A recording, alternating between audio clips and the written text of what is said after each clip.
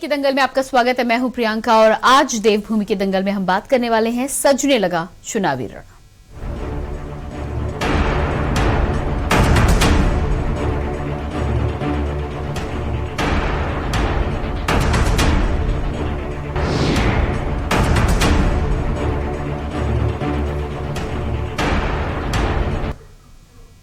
चुनावी दंगल को फतह करने के लिए इन दिनों बीजेपी कांग्रेस में लगातार बैठकों का दौर जारी है। एक ओर जहां बीजेपी चुनाव प्रबंधन समिति की बैठक हुई, तो दूसरी ओर कांग्रेस ने चुनावी तैयारियों को धार देने के लिए स्क्रीनिंग कमेटी की बैठक बुलाई, जिसमें कई महत्वपूर्ण निर्णय लिए गए।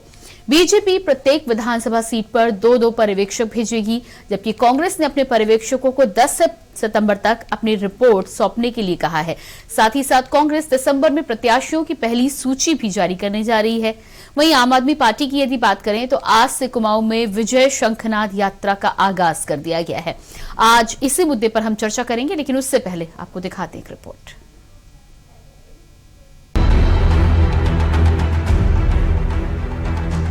उत्तराखंड में होने वाले विधानसभा चुनाव की तैयारियों के लिए उत्तराखंड बीजेपी में लगातार बैठकों का दौर जारी है। इसी कड़ी में प्रदेश अध्यक्ष मदन कौशिक की अध्यक्षता में चुनाव प्रबंधन से संबंधित बैठक हुई। इस बैठक में चुनाव सह प्रभारी आरपी सिंह, लाकेट चटर्जी, प्रदेश महामंत्री संगठन अजेंद्र अजय समेत पार्टी के शीर्ष नेता उपस्थित रहे। बैठक में कई महत्वपूर्ण फैसले लिए गए। बीजेपी ने निर्णय लिया है कि प्रत्याशियों के चयन के लिए प्रत्येक विधानसभा सीट पर 2-2 पर्यवेक्षक भेजे जाएंगे। इसके साथ ही बीजेपी ने अपने मैनिफेस्टो पर भी मंथन शुरू कर दिया है। मदन कौशिक ने बताया कि विधानसभा चुनाव की तैयारियों को लेकर बैठक की गई है और इसी के तहत चुनाव प्रबंधन की दृष्टि से बनाए गए 33 समितियों के अलग अलग समूहों में समीक्षा की गई है। बैठक में विधानसभा चुनाव के रोडमैप पर मंथन किया गया और पार्टी ने 60+ सीटें जीतने का लक्ष्य तैयार किया है। ग्रासरूट लेवल तक, नीचे लेवल तक कैसे पहुंचना और कैसे हमारा विचार और हमारा स्ट्रेटेजी कैसे इसको स्प्रेड करना, इस सब के बारे में हमारा चर्चा बहुत ज़बरदस्त चल रहा है। इसके अलावा हमारा राष्ट्रीय नेतृत्व प्रधानमंत्री जी सहित दिसंबर फर्स्ट वीक में आने का संभावना है और आज उसका डेट भी फाइनल हो जाएगा। और मुझे लगता है भारतीय जनता पार्टी पिछले कई चुनाव के हमारा ही जो तैयारी था उसके कंपैरिजन में हम बहुत आगे बढ़ चुके हैं और मुझे पूरा विश्वास है जो हमने 60 पार ऐसे लक्ष्य रखा है वो हम 100% पार कर देंगे। कुछ बैठकें कल सुबह होंगी, कुछ बैठकें अब हुई हैं और इन बैठकों में अलग अलग डिपार्टमेंट के साथ बैठकर मंत्रणा करना, उनके काम में कैसे कैसे काम करना, इसकी जानकारी हम लोग दे रहे हैं और उसकी समीक्षा हम लोग कर रहे हैं। तो आज चुनाव प्रभारी, चुनाव सह प्रभारी लोकेट चटर्जी, आरपी सिंह जी और प्रहलाद जोशी जी सभी लोग इस बैठक में प्रतिभाग कर रहे हैं। इससे अलग एक बैठक अभी हमारी हुई है और हमारे जो छोटा कोर ग्रुप है उसकी बैठक, यानी कुल मिलाकर चुनाव का क्या हम लोगों ने अभी तक कर रहे हैं, क्या आगे होना है। कल हम श्रीनगर भी एक जो हमारा 3 जिलों की बैठक श्रीनगर में होगी। अब बीजेपी की ओर से दोबारा सत्ता में आने के लिए 60+ सीटें जीतने का टारगेट तय है। वहीं बीजेपी के विजय रथ को रोकने के लिए विपक्ष ने भी अपनी रणनीति पर मंथन तेज कर दिया है। चुनावी तैयारियों को धार देने के लिए कांग्रेस ने स्क्रीनिंग कमेटी की बैठक बुलाई और कांग्रेस स्क्रीनिंग कमेटी के अध्यक्ष अविनाश पांडे की अध्यक्षता में ये बैठक हुई। इस बैठक के समापन के बाद स्क्रीनिंग कमेटी के अध्यक्ष अविनाश पांडे ने बताया कि आगामी 2022 की रणनीति पर मंथन किया गया। बैठक में कई मुद्दों पर चर्चा की गई। प्राथमिक बैठक का उद्देश्य यही था कि किन आधार पर, क्योंकि ये तो सतत चलने वाली प्रक्रिया है और पिछले दिनों से मैं समझता हूँ 6 महीनों से ऑलरेडी विभिन्न सर्वे के माध्यम से वहाँ के इश्यूज, वहाँ के संबंधित उम्मीदवार, प्रोबेबल उम्मीदवार, यहाँ का सामाजिक समीकरण, राजनीतिक इश्यूज, हर विषयों के ऊपर में गंभीरता के साथ में अध्ययन पहले से ही शुरू है। आज के बैठक का प्राथमिक उद्देश्य यह था कि आने वाले समय में समय सीमा के अंदर कितनी जल्दी हम निर्णय देकर और अपने उम्मीदवारों का चयन कर सकते हैं, उस चयन प्रक्रिया को आगे की गति देने के लिए आज की बैठक थी, जो कि बहुत सार्थक है। वहीं तीसरे विकल्प के रूप में सत्ता में आने का ख्वाब देख रही आम आदमी पार्टी भी चुनावी तैयारियों में व्यस्त है। एकाएक लोग लुभावनी घोषणाएं करने के साथ ही आम आदमी पार्टी ने आज कुमाऊं से विजय शंखनाद यात्रा का आगाज किया, जबकि कर्नल अजय कोठियाल गढ़वाल में रोजगार गारंटी यात्रा निकाल रहे हैं। आपका दावा है कि जनता इस बार बीजेपी कांग्रेस को जरूर सबक सिखाएगी। वह अब इस बात को समझ चुका है कि भारतीय जनता पार्टी और कांग्रेस पार्टी ने पिछले 21 सालों में उत्तराखंड को लूटने का काम किया है और यहाँ के युवाओं को ठगने का काम किया है। आप सभी जानते हैं कि जिस प्रकार हमने पिछले 4.5 पौने 5 साल की भाजपा की सरकार में देखा कि युवाओं ने किस प्रकार से कभी आत्महत्या की है, कभी परेशान होकर के पलायन किया है। तो अब युवाओं को ऐसा लगता है, उनको पता लग गया है कि कहीं ना कहीं आम आदमी पार्टी जो है वो युवाओं के लिए काम करने आई है। कुल मिलाकर चुनावी दंगल को जीतने के लिए सभी दल तैयारियों में लगे हैं। साथ ही अब उम्मीदवारों पर मंथन भी तेज है। ये तो वक्त ही बताएगा कि जनता किसको जीत का और किसको हार का स्वाद चखाती है। देहरादून से के न्यूज इंडिया के लिए अंकित काला की रिपोर्ट।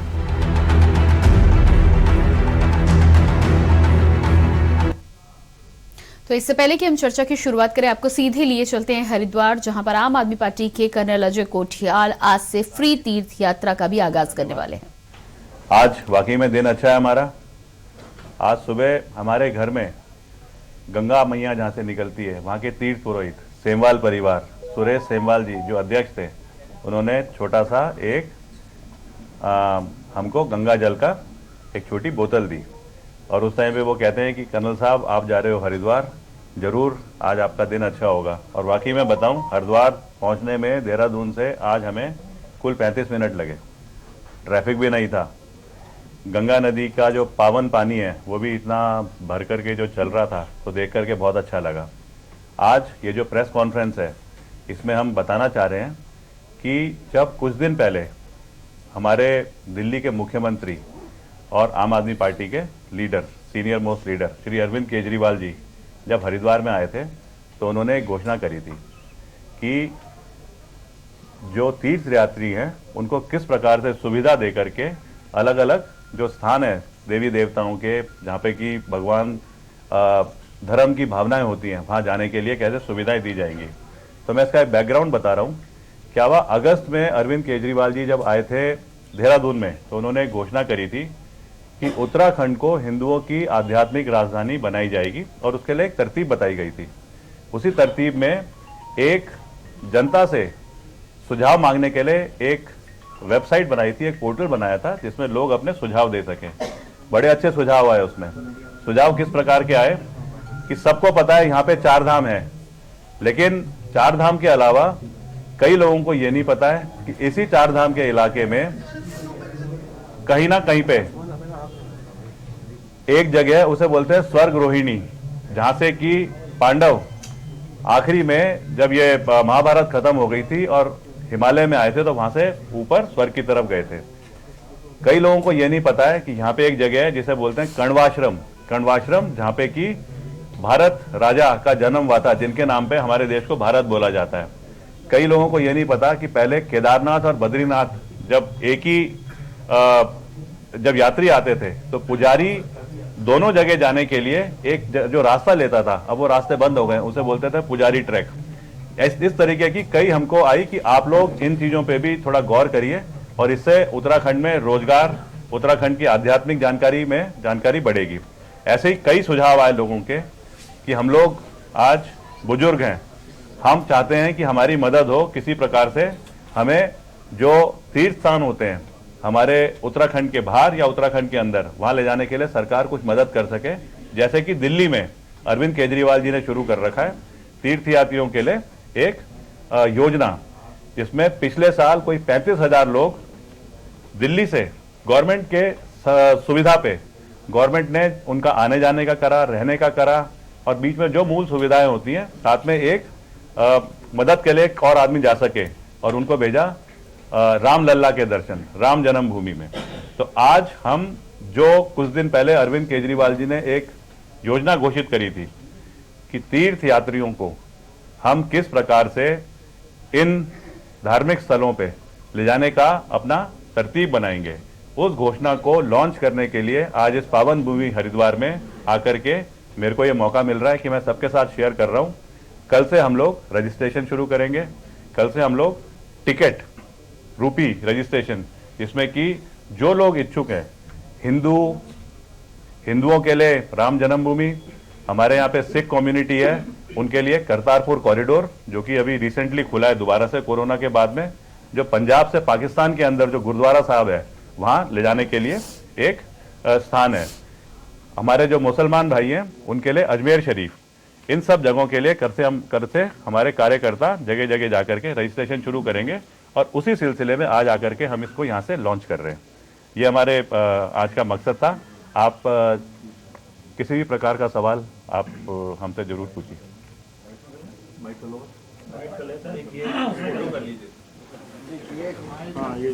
लॉन्चिंग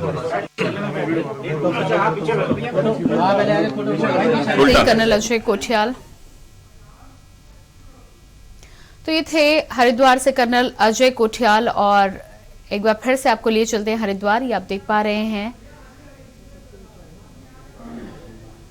तो मुफ्त तीर्थ यात्रा योजना की लॉन्चिंग आज हो चुकी है।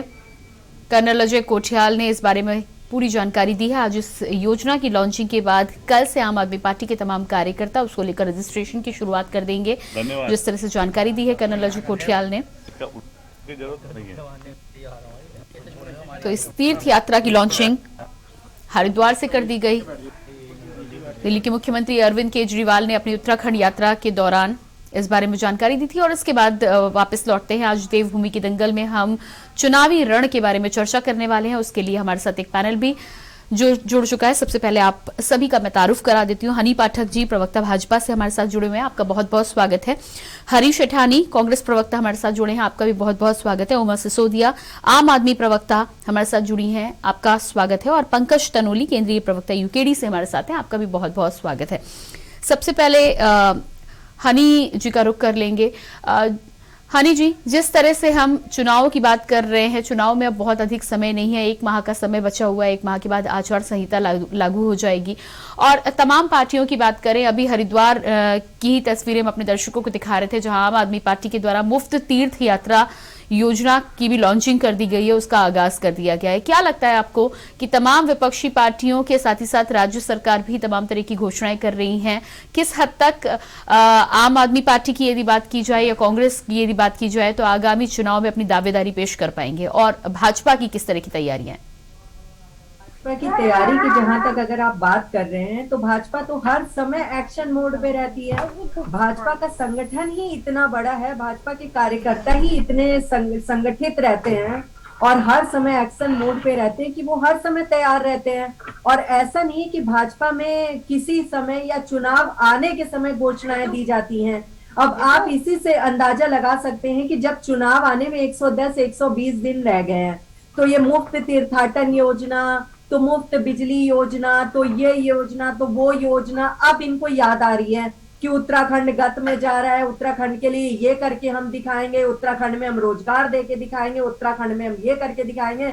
सब कुछ आप उत्तराखंड में ही करके दिखाइएगा। दिल्ली को तो बर्बाद कर दिया, उत्तराखंड की जनता को भी उसी तरह बेवकूफ बना के दिखाने की अगर आप सोच रहे हैं तो वो आप एकदम नहीं करके दिखा सकते हैं। और रही बात भाजपा की, तो भारतीय जनता पार्टी पहले भी इनसे एकदम डरी हुई या खौफ खाई हुई नहीं थी कि इनसे हारेंगे, कि ये करेंगे। भारतीय जनता पार्टी अपना कार्य शुरू से करती आई है, अभी भी करती आई है। भारतीय जनता पार्टी लगातार संगठन इनका स्ट्रांग है और योजनाएं इनकी इतनी अच्छी अच्छी हैं कि भारतीय जनता पार्टी को कोई भी नकार नहीं सकता है। तो जैसे जनता ने पहले हम लोगों को खुले दिल से अपनाया है, दोबारा अपनाएगी, क्योंकि हम लोग चुनाव के समय लॉलीपॉप नहीं बांटते हैं, हम लोग लगातार कार्य करते हैं और कार्य को सिर्फ घोषणा देके नहीं छोड़ते हैं, कार्य को सुचारू रूप से आगे बढ़ाते हैं और कार्य को एकदम पटल पर दिखाते हैं, धरती पर लाकर दिखाते हैं, जिससे कि जनता उसको देखती है, जनता उसको यूज करती है, जनता लाभान्वित होती है,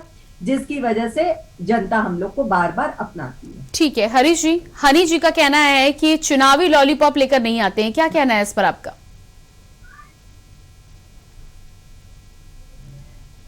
जी हरीश जी, आपसे अनुरोध करेंगे अपने फोन के अनम्यूट बटन को आप एक बार चेक करें।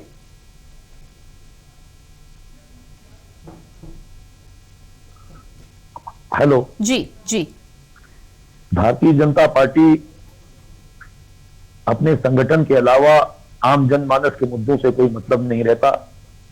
लगातार आम जनमानस के पिछले 4.5-5 साल के कार्यकाल में मुख्यमंत्री बदलने के अलावा, भारतीय जनता पार्टी ने संगठन के अध्यक्ष बदलने के अलावा कोई भी ऐसा कार्य जो जनता के लिए किया है, भारतीय जनता पार्टी की आदरणीय प्रवक्ता हैं पाठक मैडम, वो बता दें कि आखिर भारतीय जनता पार्टी ने इन 5 सालों में या उसके पहले के 5 साल के कार्यकाल या उससे पहले के 12 महीने के कार्यकाल में आखिर ऐसा जनता के लिए क्या किया है।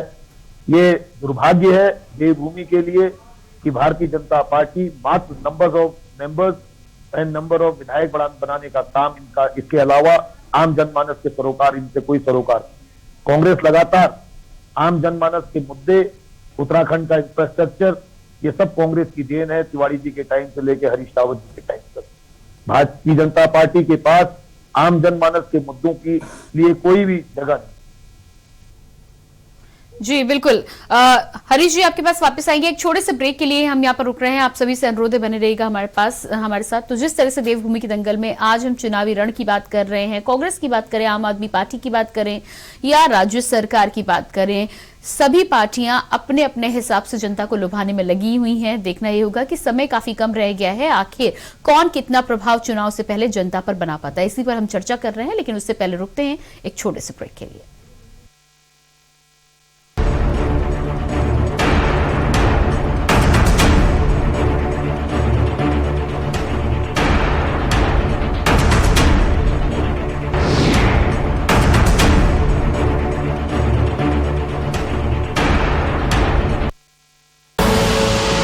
देख रहे हैं के न्यूज, खबरों का सारथी।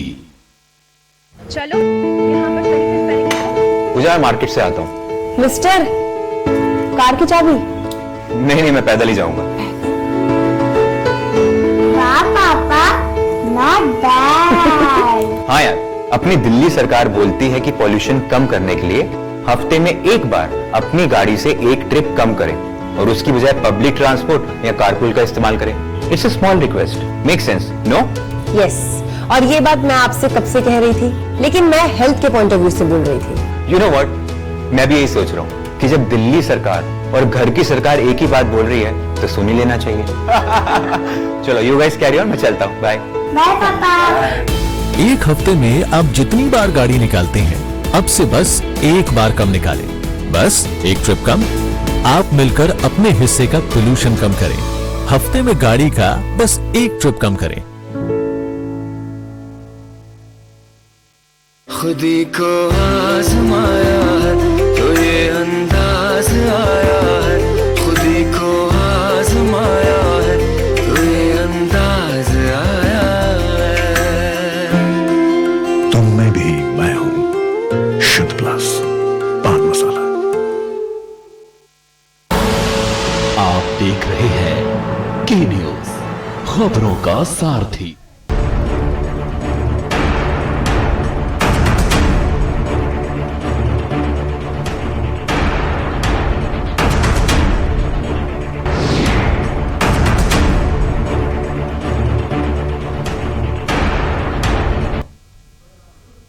ब्रेक के बाद एक बार फिर से बात करेंगे जिस तरह से उत्तराखंड में चुनावी रण की हम बातचीत कर रहे हैं। तमाम मेहमान हमारे साथ मौजूद हैं, चर्चा पर वापस लौटेंगे। उमा सिसोदिया आम आदमी से हमारे साथ जुड़ चुकी हैं। जी उमा जी, आपसे यहां पर जानना चाहेंगे कि भाजपा और कांग्रेस दोनों की ही यदि हम बात करें तो दोनों ही पार्टियों को 10-10 साल का 11 साल का मौका मिला है उत्तराखंड में काम करने के लिए।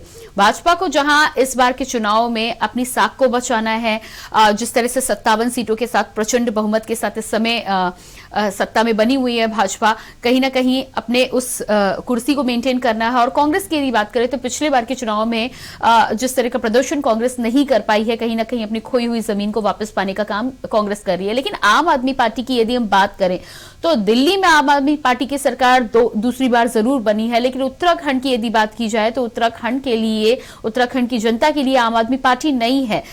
तमाम तरह की योजनाएं लेकर आ रहे हैं। अभी कुछ ही देर पहले कर्नल अजय कोठियाल दल ने फ्री तीर्थ योजना का भी आगाज किया है। कहीं आप रोजगार गारंटी योजना की बात कर रहे हैं तो कहीं फ्री बिजली योजना की बात कर रहे हैं।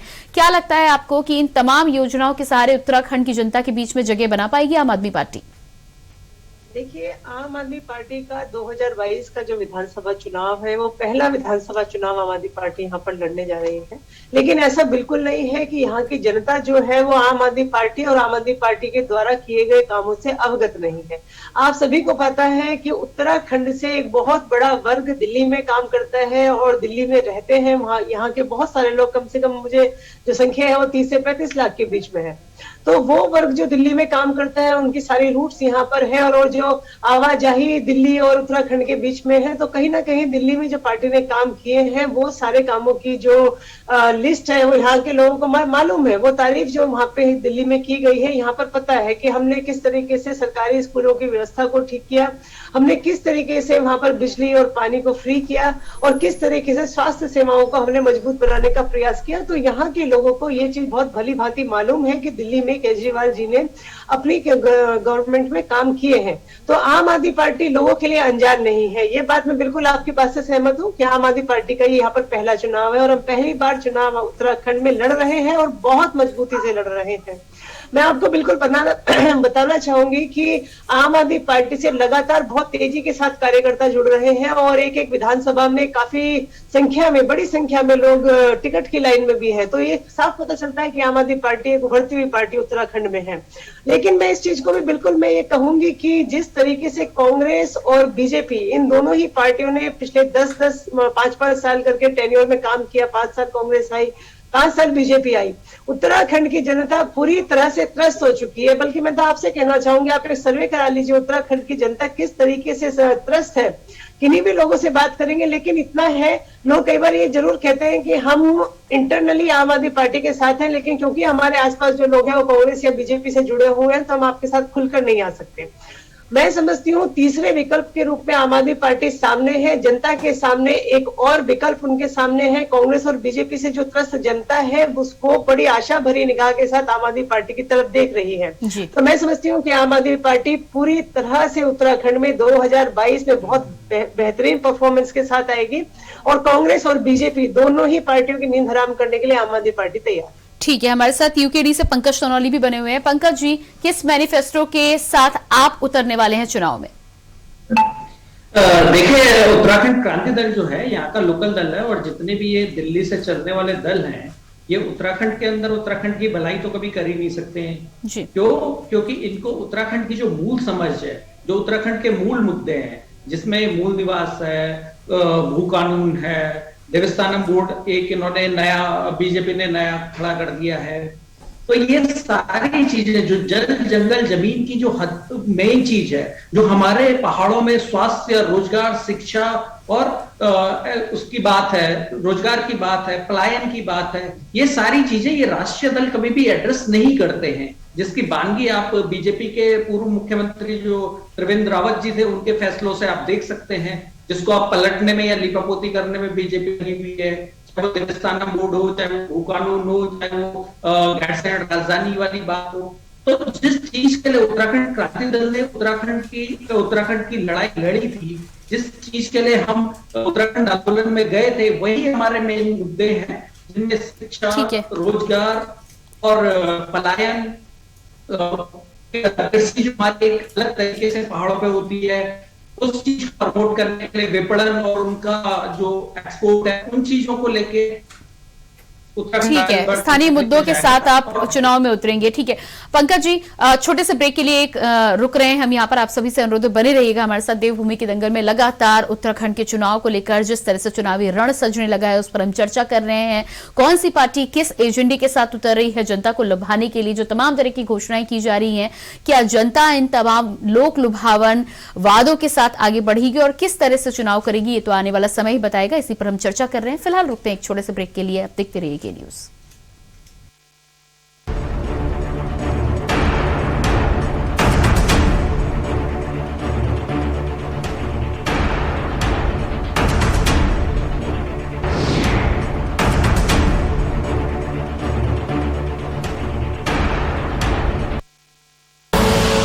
आप देख रहे हैं के न्यूज।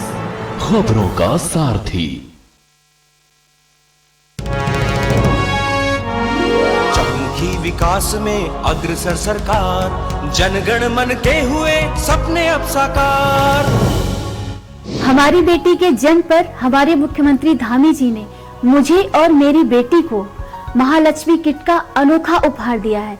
इसके लिए हम हमारे मुख्यमंत्री धामी जी का दिल से धन्यवाद करते हैं। आंगनवाड़ी कार्यकर्तियों और आशा वर्कर्स को सरकार ने प्रोत्साहन राशि दी है और यही नहीं, मानदेय भी बढ़ाया है। उत्तराखंड सरकार ने तीली रौतेली पुरस्कार की धनराशि को बढ़ाकर 51,000 रुपए कर दिया है। कोविड के समय में ऑनलाइन पढ़ाई के लिए उत्तराखंड सरकार 10वीं, 12वीं और उच्च शिक्षा के छात्राओं को मोबाइल टैब दे रही है। नंदा गोरा योजना से वंचित लड़कियों के लिए उत्तराखंड सरकार ने आर्थिक सहायता की स्वीकृति दे दी है। महिला स्वयं सहायता समूहों और राज्य सरकार की स्वरोजगार योजनाओं से जुड़े लाभार्थियों को दिया जाने वाला कोविड राहत पैकेज उत्तराखंड के लोगों को लाभ प्रदान करेगा। मुझे बिटिया की शादी की बहुत चिंता थी, पर सरकार ने हमारी सहायता करके हमें इस चिंता से मुक्त कर दिया। हम उत्तराखंड सरकार के बहुत आभारी हैं। महिलाओं के संग हैं हम, उत्तराखंड है हम। जुबान के लिए उड़ चला गैरों की जमीन पर, खुशबू अपने पन की ढूंढता। दूर कितना भी जा, इस जुबान से दूर ना जा पाओगे।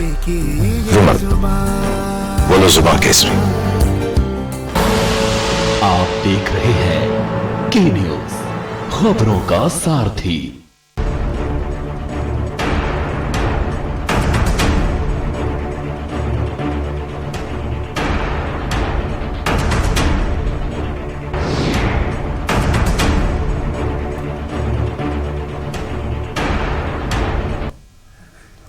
ब्रेक के बाद एक बार फिर से बात करेंगे। सजने लगा चुनावी रण की उत्तराखंड में जिस तरह से तमाम पार्टियों के द्वारा जनता को लुभाने के लिए तमाम तरह की घोषणाएं की जा रही हैं, चाहे कांग्रेस की बात करें या आम आदमी पार्टी की या फिर राज्य सरकार की बात करें, तमाम घोषणाओं के माध्यम से कहीं न कहीं चुनाव के पहले जनता का मन जीतने का प्रयास किया जा रहा है। उसी को लेकर हम चर्चा कर रहे हैं। हमारे साथ पैनल में सभी लोग मौजूद हैं। हनी पाठक, भाजपा प्रवक्ता हरीश अठानी, प्रवक्ता कांग्रेस उमा सिसोदिया, प्रवक्ता आप पंकज त्रोनी, केंद्रीय प्रवक्ता यूकेडी से हमारे साथ बने हुए हैं।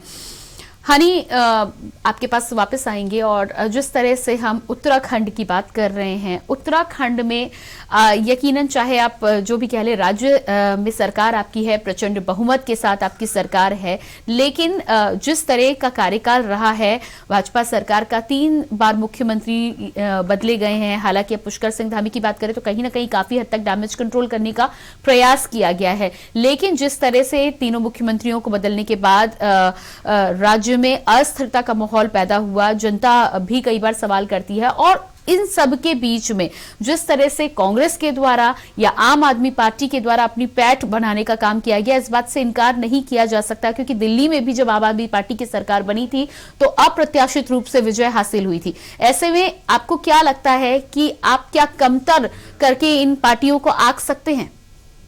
बिल्कुल, हम लोग बिल्कुल ही अच्छा करके दिखाएंगे और दोबारा प्रचंड बहुमत के साथ आएंगे। और ये अब तक जितने भी पैनल के लोग आपने मेरे साथ बैठाए हैं, इनकी सभी सवाल, इनके कई सवाल मेरे सामने आए हैं।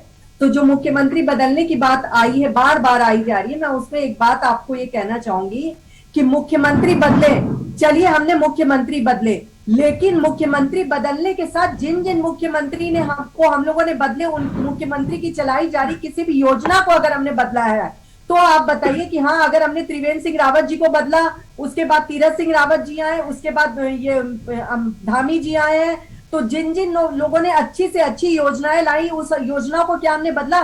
जब त्रिवेंद्र रावत जी थे तो केंद्र सरकार ने एक योजना निकाली थी, अटल आयुष्मान योजना। नहीं, एक मिनट, लेट मी कंप्लीट, क्योंकि बार बार हरीश जी मुख्यमंत्री को बदलने की बात बोल रहे थे उस समय, उनके पास बोलने को कुछ और था नहीं, क्योंकि कांग्रेस में थाली के बैंगन है सब।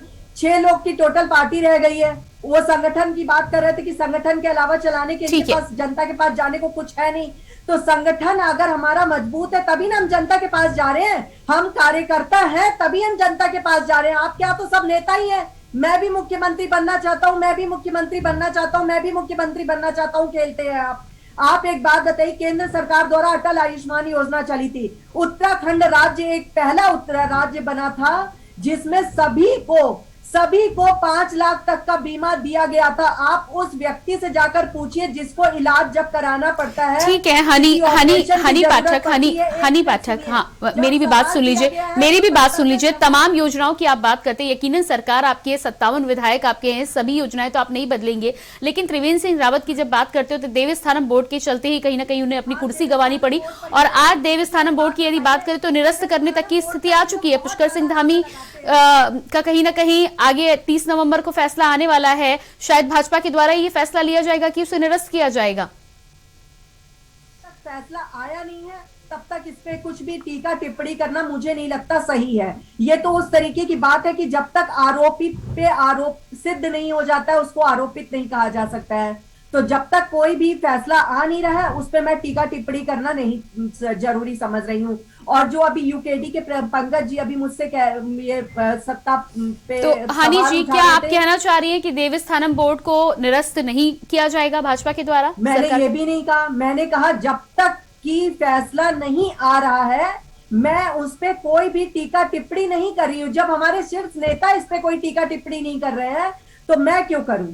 जब कोई भी फैसला नहीं आ रहा है उस पर मैं टीका टिप्पणी नहीं करना चाहती हूँ। ठीक है, जब फैसला आ जाएगा ठीक है हनी जी, लेकिन जिस तरह से आपका कहना था कि मुख्यमंत्रियों की कोई योजनाएं नहीं बदली गई हैं, तो कई ऐसी योजनाएं आई थी सरकार में जिनकी वजह से कहीं ना कहीं पूरा कुर्सी ही बदलनी पड़ गई, योजना बदलना तो बात की है। खैर, आपके पास वापस आऊंगी। हरीश जी, क्या कहना है इस पर आपका? हनी जी का साफ तौर पर कहना है कि कांग्रेस के पास तो मुख्यमंत्री का चेहरा ही नहीं है, और मुख्यमंत्री के चेहरे की बात करें तो पिछले 6 महीने से इस बात को लेकर कवायद चल रही है, लेकिन अभी चुनाव इतने नजदीक आ चुके हैं, अभी भी कांग्रेस में मुख्यमंत्री के चेहरे पर पुख्ता तौर पर बात नहीं सामने आई है। क्या कहना है आपका? मैंने ये नहीं कहा, हरीश जी जवाब देने से पहले सुन लीजिएगा भाई साहब, मैंने ये नहीं कहा चेहरा नहीं है, मैंने ये कहा सभी मुख्यमंत्री बनना चाहते हैं, मैं भी मुख्यमंत्री बनने का खेल चल रहा है। ठीक है, आपने पूछा मुख्यमंत्री बनने का, मैं भी मुख्यमंत्री बनने का खेल चल रहे हैं। हम कई बार कांग्रेस से सवाल पूछ चुके हैं कि चुनाव नजदीक है, मुख्यमंत्री पद के लिए किसका चेहरा सामने होगा, किसके चेहरे पे कांग्रेस चुनाव लड़ेगी, इस बारे में क्या कहना है आपका? मैडम, पहले तो मैं भारतीय जनता पार्टी की प्रवक्ता महोदया को बता दूं कि कोई भी चीज अगर बदली जाती है तो इसका मतलब कहीं ना कहीं उनके डिसीजन पे कहीं ना कहीं कोई कमी रहे, इसलिए त्रिवेंद्र सिंह जी को बदला। कहीं ना कहीं जल्दबाजी में उठाया कदम था त्रिवेंद्र सिंह जी का, तो वो भी उनको तीरथ सिंह जी को उनको बदलना पड़ा। फिर लास्ट में एक नए चेहरे को जिसने कभी मंत्रिमंडल में भी काम नहीं किया तो उनको जो है मुख्यमंत्री का चेहरा घोषित किया गया एक बड़े लीडर के दबाव। मैं कहना चाह रहा हूं कि जो भी डिसीजन आप ये बताएं, मैं पूछना चाह रहा हूं देवस्थानम बोर्ड में लगातार इनके पूर्व के मुख्यमंत्री से लेके वर्तमान मुख्यमंत्री से लेके बार बार आश्वासन पे आश्वासन दिया जा रहा है। आयुष्मान कार्ड की बात मैडम कर रही थी। मैडम, धरातल में आइए, गरीब लोगों के बीच में आइए, इसीलिए मैं कहता हूँ मैं आपसे एक सवाल पूछना चाहूंगी। हरीश जी को या तो सवाल सुनना नहीं आता है, हरीश भाई साहब को, या तो ठीक से सवाल का जवाब नहीं देना चाहते। मेरे सवाल का जवाब मैं आपको सवाल का जवाब दे रही हूँ। हनी जी, उनको समय दिया गया है, उनकी बात सुन लीजिए, उनकी बात पूरी सुन लीजिए। वो सवाल का जवाब नहीं देंगे, मैं सवाल दोबारा करूंगी। पहले मेरे सवाल का तो जवाब दे दीजिए, मैं भी मुख्यमंत्री बनना चाहता हूँ का खेल। ठीक है हनी जी शांत होइए, उनको अपनी बात पूरी कर लेने दीजिए। सबसे वरिष्ठ नेता हमारे आदरणीय हरीश रावत जी है, जिनको चुनाव की पूरी जिम्मेदारी दी गई है। हमारे हरियाणा में भी पिछली बार हुड्डा जी को दी गई थी, जो मुख्यमंत्री के लिए दावेदार थे। और रही बात आपके वहाँ संगठन के अलावा धरातल में आम जनमानस से आपका कोई सरोकार नहीं है, इसलिए मैं आपसे कह रहा हूँ कि धरातल में आइए, आयुष्मान कार्ड देखिए। आपने कर्मचारियों के लिए गोल्डन स्वास्थ्य कार्ड बनाया, उससे देखिए कि क्या हाल हो रखे हैं लोगों की। सरकारी कर्मचारियों की तनख्वाह से पैसा कट रहा है, और लेकिन स्वास्थ्य की सुविधाएं डॉक्टर अगर के पास वो अपने गोल्डन कार्ड या आयुष्मान कार्ड लेके जा रहे तो क्या हाल। ठीक है हरीश जी, क्या हरीश रावत के चेहरे पर आखिरी मुहर लगेगी मुख्यमंत्री पद के लिए? जो चुनाव प्रबंधन समिति के जो अध्यक्ष बनाए गए हैं उनमें वरिष्ठतम नेता में से है, उनके कद के संपर्क कोई ऐसा कद नहीं है कि जो वो हमारे बीच में आज के वरिष्ठतम नेता में है। कांग्रेस एक लोकतांत्रिक पार्टी है। चुने हुए विधायक हमेशा मुख्यमंत्री के लिए चुने हुए ठीक है, ठीक है। जी उमा जी क्या कहना चाहिए? ठीक है हरीश जी आपके पास वापस आएंगे। ये 3 मुख्यमंत्री ने हरीश जी सबको मौका मिलना चाहिए। ठीक है हरीश जी आपके पास वापस आएंगे। जी उमा जी क्या कहना चाह रही हैं आप? इस समय कांग्रेस पूरे देश में डूबता हुआ जहाज है और बड़ा दुर्भाग्य की बात है कि कांग्रेस जो इतनी बड़ी पार्टी है, 125 साल पुरानी पार्टी है, देश में 70 साल रूल किए, एक खानदान के सबसे ज्यादा प्रधानमंत्री आपने हिंदुस्तान को दिए हैं, उसके बावजूद आपको उत्तराखंड में एक सर्वमान्य नेता नहीं मिला। हनी जी ने जो कहा कि एक टैगलाइन बड़ी खूबसूरत दी है, मैं मुख्यमंत्री बनना चाहता हूँ, एक फिल्म आई थी पहले, मैं माधुरी दीक्षित बनना चाहती हूँ, ऐसी कुछ स्थिति कांग्रेस की हो गई है। हरीश जी दो चुनाव विधानसभा के 2 सीटों से हार चुके हैं, उसके बावजूद हरीश रावत जी के अलावा आपके पास कोई नेता नहीं है। बहुत बड़ा दुर्भाग्य है इस समय कांग्रेस का। हरीश रावत जी यशपाल आर्य जी के लिए कहते हैं कि इस बार एक दलित चेहरा मुख्यमंत्री हो सकता है। हम सब लोगों की बड़ी आशा हुई कि देखिए हो सकता है उत्तराखंड की राजनीति में कुछ नया देखने के लिए मिले। बड़ी अच्छी बात है कि अगर कांग्रेस दलितों की और महिलाओं की राजनीति कर रही है। उसके बाद हरीश रावत जी का बयान आता है कि आप केदारनाथ गए थे, आपने वहां पे पूजा अर्चना की, कि हाँ जी मैंने मुख्यमंत्री बनने के लिए प्रभु के सामने याचना की है। तो ये बहुत हैरानी का विषय है हरीश जी। ये मैं आपको, आप मेरे बड़े भाई हैं और मैं कांग्रेस को हमेशा सलाह देती हूँ कि आप लोग नई लीडरशिप को पैदा कीजिए, तभी कांग्रेस को थोड़ा बहुत आप उत्तराखंड में बचा पाएंगे, उत्तराखंड के पूरे हिंदुस्तान में। ठीक है कांग्रेस जी उमा जी कांग्रेस को शायद अभी भी समय। जी हरीश जी अपनी बात पूरी करिए। मैं आम आदमी पार्टी की प्रवक्ता महोदय से कहना चाहूंगा, जिस जगह पे तुम्हारे लिए अभी पौधा अभी उगा नहीं है, उसके दिल्ली से बाहर आप निकले नहीं है, पहली बार आप उत्तराखंड के देव दर्शन करने आए हैं। आप आम आदमी पार्टी कांग्रेस बीजेपी या अन्य राजनीतिक दलों के अति महत्वाकांक्षी लोगों का जमवाड़ा है आम आदमी पार्टी। आज कांग्रेस के करे हुए कार्य, कांग्रेस ग्राउंड से काम करना जानती है, ना कि भारतीय जनता पार्टी और आपकी तरह के ऊपर हवा में आपने सर्वे कर ली, हवा में आपने बातें कर ली।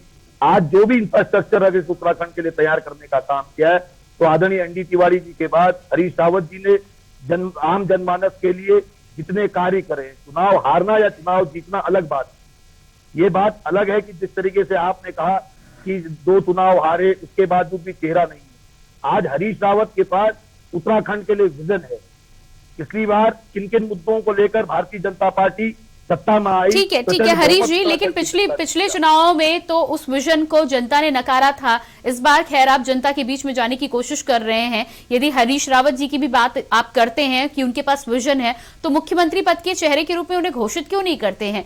क्यों नहीं पहले से दावेदारी कर देते यदि आपको लगता है कि उनके पास उत्तराखंड की जनता के लिए इतना अच्छा विजन है? मैंने पहले भी कहा है, आज वो उत्तराखंड में, कांग्रेस में भी उत्तराखंड में सबसे बड़े कद के लीडर हैं, जिनका राजनीतिक हमारी उम्र से ज्यादा उनके पास राजनीतिक अनुभव है।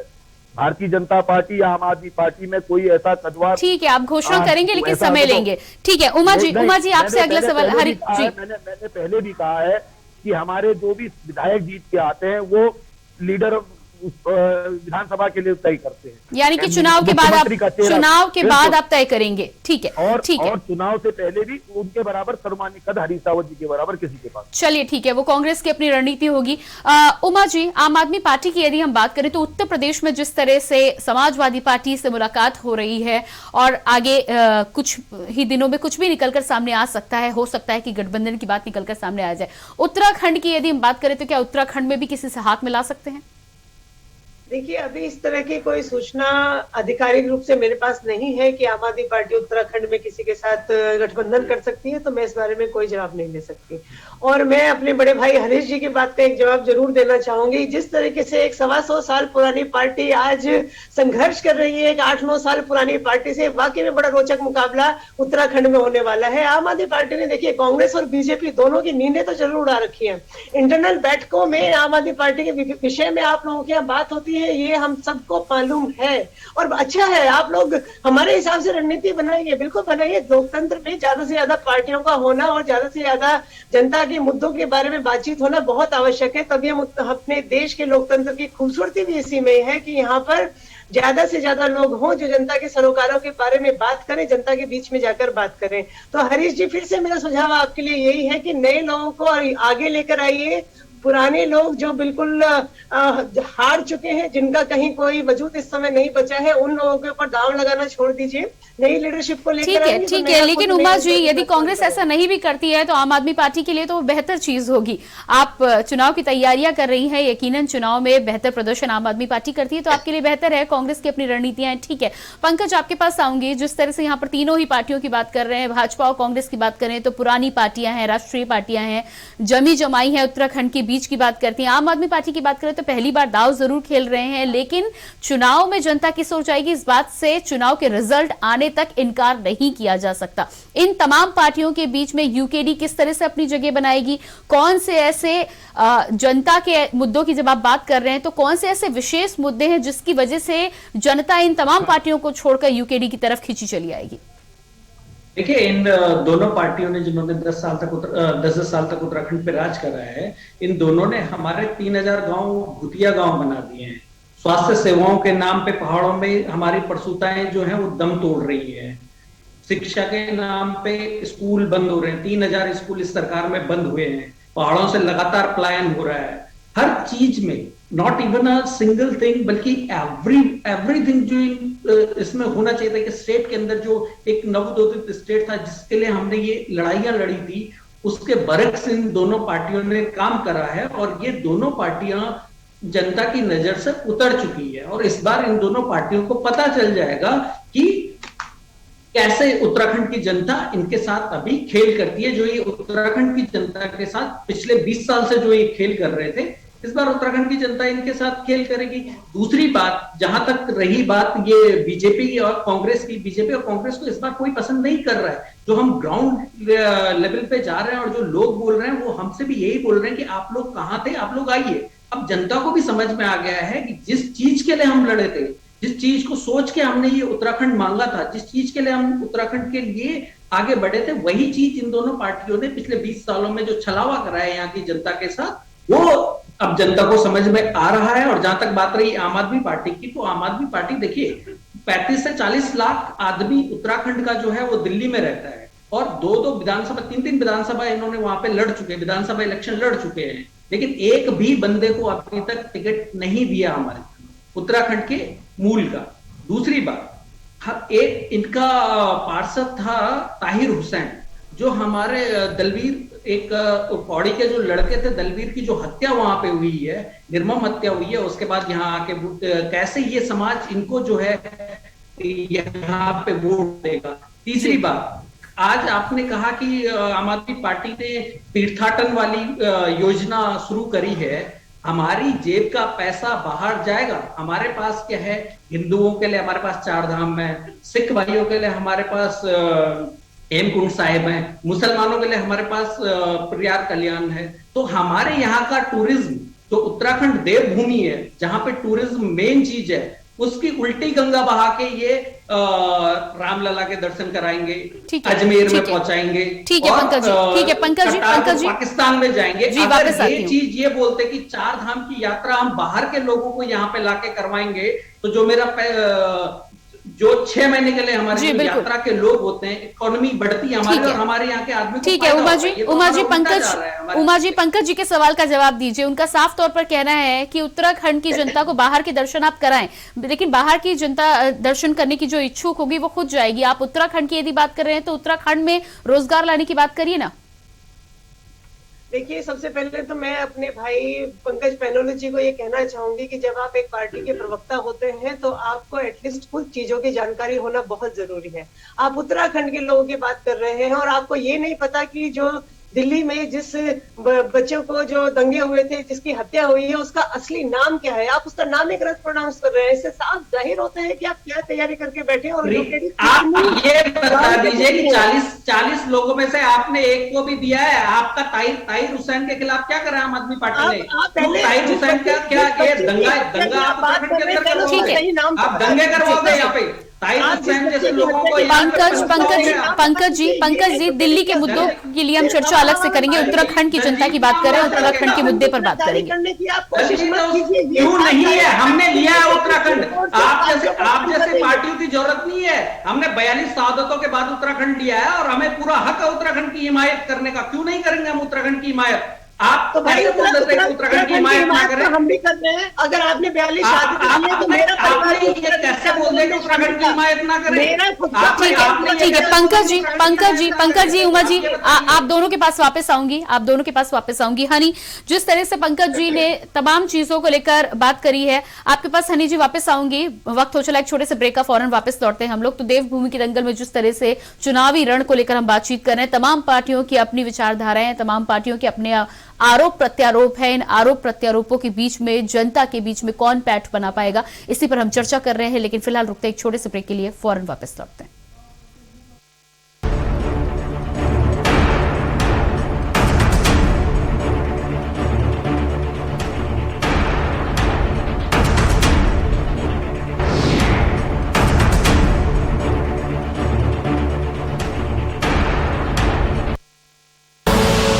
आप देख रहे हैं के न्यूज, खबरों का सारथी।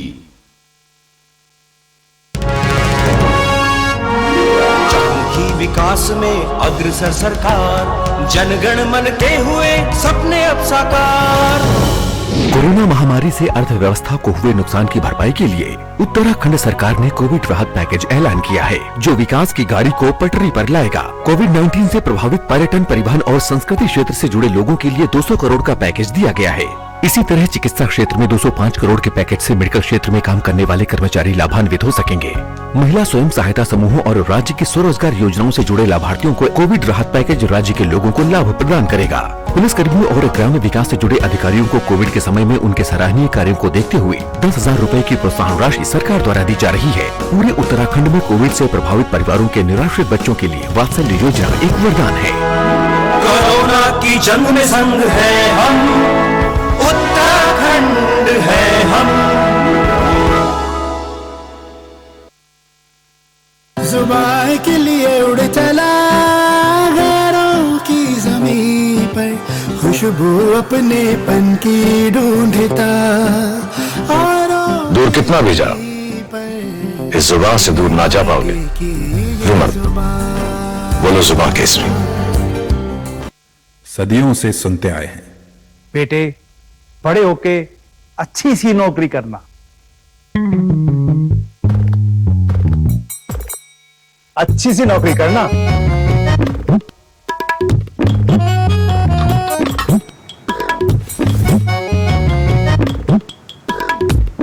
अच्छी सी नौकरी करना।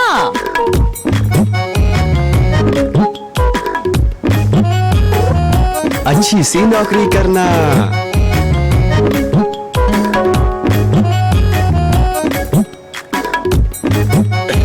अच्छी सी नौकरी करना।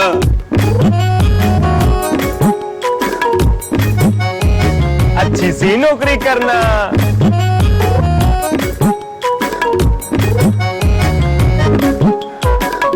अच्छी सी नौकरी करना।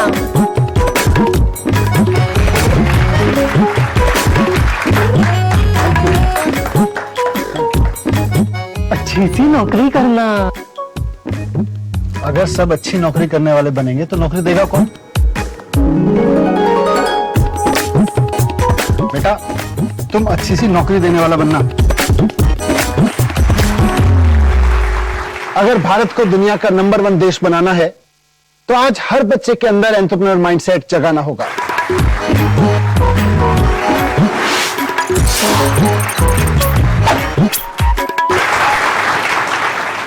बिजनेस ब्लास्टर्स हमारी एक पहल है जो बच्चों को सिखा रही है कि उन्हें नौकरी ढूंढने वाला नहीं, नौकरी देने वाला बनना है।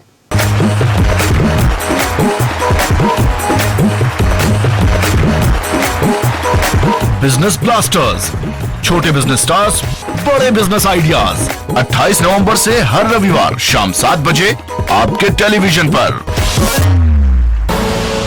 आप देख रहे हैं के न्यूज, खबरों का सारथी।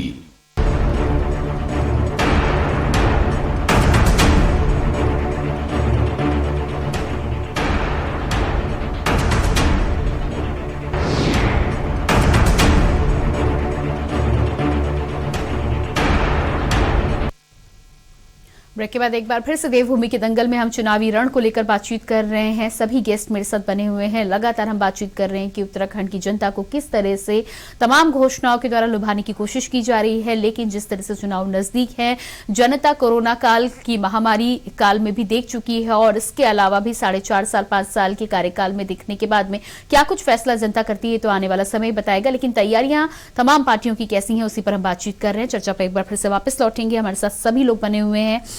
हनी जी, यहाँ पर जिस तरह से तमाम पार्टियों के द्वारा सवाल उठाए जा रहे हैं और पंकज जी के द्वारा भी जिस तरह से सवाल उठाए गए हैं, तमाम मुद्दों की बात की जाती है, घोषणाओं की बात की जाती है। यकीनन राज्य सरकार है, राज्य सरकार के पास मौका है, तमाम घोषणाएं की गई हैं, लेकिन मुख्य तौर पर बेरोजगारी के मुद्दे की यदि हम बात करें तो पिछले 4.5 सालों में, पौने 5 सालों में मुद्दा वैसा का वैसा ही बना हुआ है। पुष्कर सिंह धामी ने जब मुख्यमंत्री का पद संभाला था तब भी बेरोजगारी को लेकर बढ़ चढ़कर बात की गई थी, लेकिन उनके कार्यकाल की भी समाप्ति का समय निश्चित आ रहा है, लेकिन फॉर्म में छूट देने के अलावा कुछ ज्यादा कुछ नजर नहीं आया उत्तराखंड में। क्या कहना है बेरोजगारी और पलायन को लेकर? लाई गई है वो बहुत ही अच्छी लाई गई है, उससे स्पोर्ट्स के लोगों को बढ़ावा देने के साथ लाई गई है। और मुझे ना कोई भी ज्ञान न दे कि हमारे यहाँ संगठन वीक है या ये है वो है। 28 जुलाई 2021 को उत्तराखंड कांग्रेस के नए पदाधिकारियों के देहरादून में जब पहुंचे थे ये, तो शक्ति प्रदर्शन हुआ था। हालात ये रहे थे कि अंदर नेता एकता की पार्टी को मजबूत करने का ज्ञान दे रहे थे और बाहर कार्यकर्ता अपने अपने आराध्य नेताओं के नामों को लेकर ऐसे भिड़े कि पुलिस को लाठी चलानी पड़ी थी और खुले हम नारेबाजी कर गुटबाजी कर रहे थे और अनुशासनहीनता चरम सीमा पर दिखाई दे रही थी। और अभी हमारे बड़े भाई साहब हरीश जी कह रहे थे कि हमारे एक ही नेता है, शीर्ष नेता हरीश रावत जी। मैं इनसे ये पूछना चाहूंगी और बताना चाहूंगी, के न्यूज की एक डिबेट में मैं आई थी पिछले 1.5 महीने पहले, तो पैनल में उमा जी भी थी शायद मेरे साथ। सोशल मीडिया पे हरीश रावत जी ने अपना दुख बयान किया था कि कोई भी व्यक्ति मेरा साथ नहीं दे रहा है और शीर्ष नेतृत्व भी मुझे साथ नहीं दे रहा है। राहुल जी से कृपया मेरा अनुरोध है कि मुझे सुने। तो जिस पार्टी में सारे सिर्फ परिवारवाद चले आ रहे हैं, मुझे नाम बताइए ना कि परिवार से हट के किस व्यक्ति को तुमने शीर्ष नेता बना दिया। लेकिन कांग्रेस पार्टी में जमीन से उठा के भी शीर्ष पे बैठा दिया जाता है, एक सामान्य से कार्यकर्ता को भी शीर्ष पे बैठाया जाता है, परिवारवाद को छोड़ दिया जाता है। इनके कौन से बड़े नेता इस समय रैली करते नजर आ रहे हैं या कोई बड़े नेता यहाँ पे उत्तराखंड में आए नजर आए आपको? ठीक है हनी जी, लेकिन हरीश जी के कांग्रेस में यदि मुख्यमंत्री पद का चेहरा, जी हनी जी मेरी बात सुनिए, हनी जी मेरी बात सुनिए, यदि कांग्रेस मुख्यमंत्री पद का चेहरा डिसाइड नहीं कर पाती है तो उसका फायदा या नुकसान जो भी होगा वो अपने चुनाव के रिजल्ट्स के दौरान वो खुद देखेंगे। मेरा सवाल यहाँ आपसे ये है कि भाजपा के द्वारा तमाम घोषणाओं की बात करिए, लेकिन बेरोजगारी और पलायन को लेकर जो सवाल मैंने किया है उस पर क्या जवाब है आपका? देखिए, कोरोना से प्रभावित हुए पर्यटन उद्योगों पर सीएम धामी ने 200 करोड़ का मरहम लगाया था। पर्यटन उद्योग से जुड़े लोगों को राहत और जीवन आसान करने का भी काम किया गया था। टिहरी झील के 93 बोट संचालकों को 10,000 की दर से आर्थिक सहायता का लाइसेंस नवीनीकरण में छूट मिली थी। नैनी झील, नकुचितियाल, भीमताल, सत्ताल एवं जो सड़ितियाल है आपका, उसमें 549 बोट संचालकों को 10,000 की दर से आर्थिक सहायता और नवीनीकरण शुल्क में छूट मिली थी। टनकपुर ले जाइए, टनकपुर से बागेश्वर रेल लाइन को लेकर सीएम धामी जी ने बड़ा ऐलान किया है, जो काफी ज्यादा प्रशंसनीय देखा जा रहा है इस समय, कि प्रस्तावित नैनो गेज रेलवे को ब्रॉड गेज में परिवर्तित। लेकिन हनी जी मेरी बात सुनिए, लेकिन उसके बावजूद भी कोरोना काल जैसे ही खत्म हुआ, पलायन की जो बात कही जा रही थी, जो तमाम उत्तराखंड के युवक वापस लौट के आए थे अलग अलग राज्यों से उत्तराखंड में, एक बार कोरोना काल जैसे ही कोरोना संक्रमण की दम मध्यम पड़ी, फिर से पलायन की स्थिति शुरू हो गई। क्यों नहीं रोक पाए, क्यों नहीं इस तरह के हालात हैं उत्तराखंड में? मेरी बात को वहीं रोक दिया था मैंने, आपको यही कहा ना कि जो टनकपुर बागेश्वर रेल लाइन को लेकर सीएम धामी जी ने बड़ा ऐलान किया था, उसमें टनकपुर से बागेश्वर तक जो 6966.33 करोड़ की लागत से जो 194.58 किलोमीटर की लंबी रेलवे लाइन बिछाई जानी है, उससे हमारे पर्यटन को बड़ा बढ़ावा मिलने वाला है। और इस रेलवे लाइन को चंपावत, अल्मोड़ा और बागेश्वर जिले के लोगों को सफर भी आसान मिलेगा। इससे हमारे पर्यटन को लाभ मिलेगा। और जो कोरोना काल में बच्चों ने अपना परिवार खो दिया, माँ बाप खो दिए, उससे रिश्ते भी बनाए हैं। हमारे सीएम धामी जी मामा अपने आप को बनाए हैं उन परिवार वालों के बच्चों को, और रेखा आर्या जी ने अपने आप को बुआ बनाया है। उनको परिवार की कमी ना महसूस हो ऐसा काम कराया है। और जैसे आम आदमी पार्टी की बात की जाए तो आम आदमी पार्टी चाहे अपनी पैठ बना रही हो, चाहे पौधा उगा रही हो, हरीश जी को ठीक वो है रही बात, लेकिन मैं ये कहना चाहूंगी, ठीक है हनी जी, समय की कमी है अपनी इस चर्चा को, हनी जी समय की कमी है अपनी इस चर्चा को हम यही विराम देंगे। आप हमारे साथ जुड़ी, बहुत बहुत धन्यवाद आपका। उमा जी आपका बहुत बहुत धन्यवाद, हरीश जी आपका भी बहुत बहुत धन्यवाद, और पंकज जी आपका भी बहुत बहुत धन्यवाद। तो उत्तराखंड के दंगल में लगातार हम बात कर रहे थे, और इसी बीच लखनऊ से बड़ी खबर आ रही है। लखनऊ से बड़ी खबर, बसपा सुप्रीमो मायावती को लगा एक और झटका। लखनऊ से बड़ी खबर, यूपी के सबसे अमीर विधायक ने दिया इस्तीफा। यूपी के सबसे अमीर विधायक ने दिया इस्तीफा। बसपा विधायक दल के नेता ने बहन जी को कहा अलविदा। विधायक गुड्डू जमाली ने बसपा के सभी पदों से दिया इस्तीफा। गुड्डू जमाली ने विधायक पद से भी दिया इस्तीफा। जल्द ही सपा में शामिल होंगे गुड्डू जमाली। तो उत्तर प्रदेश की राजनीति में बड़ी हलचल। बसपा सुप्रीमो मायावती को चुनाव से पहले लगा एक और झटका। यूपी के सबसे अमीर विधायक गुड्डू जमाली ने बसपा के सभी पदों से दिया इस्तीफा, विधायक पद से भी दिया इस्तीफा। बसपा सुप्रीमो मायावती को चुनाव से पहले एक और झटका। गुड्डू जमाली का इस्तीफा, बसपा के सभी पदों से दिया इस्तीफा। बसपा विधायक दल के नेता ने बहन जी को कहा अलविदा। विधायक गुड्डू जमाली ने बसपा के सभी पदों से इस्तीफा देने के साथ ही साथ विधायक पद से भी इस्तीफा दिया है, और जल्द ही समाजवादी पार्टी में शामिल होने की घोषणा भी सामने आई है। तो बहुजन समाज पार्टी को एक और झटके के साथ ही साथ कहीं ना कहीं समाजवादी पार्टी के लिए, समाजवादी पार्टी के समर्थकों के लिए बड़ी खबर है। गुड्डू जमाली शामिल होंगे समाजवादी पार्टी में।